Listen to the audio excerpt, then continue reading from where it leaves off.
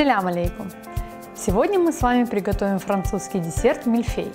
В классическом варианте его готовят с малиной, а мы сегодня его приготовим с клубникой. Для этого нам понадобится слоеное тесто, сливки, сахар, творожный сыр и клубника. Для начала приготовим коржи.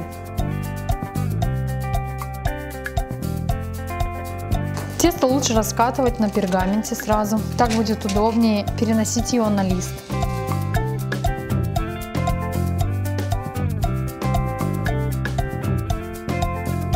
В качестве шаблона можете использовать лист бумаги, чтобы ваши коржи были все ровненькие и одинаковые. Каждый корж нужно наколоть вилкой, для того чтобы тесто не вздувалось.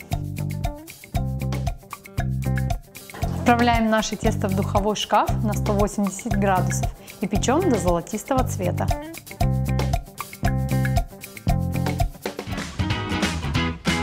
Пока пекутся коржи, мы с вами приготовим крем. Для этого взобьем сливки с сахаром и творожным сыром.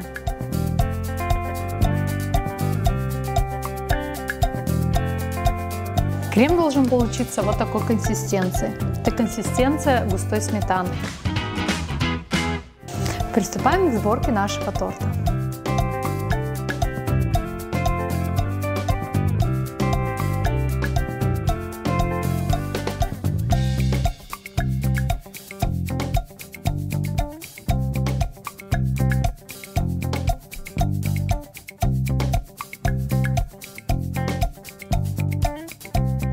Наш мильфей готов, аштатлолся.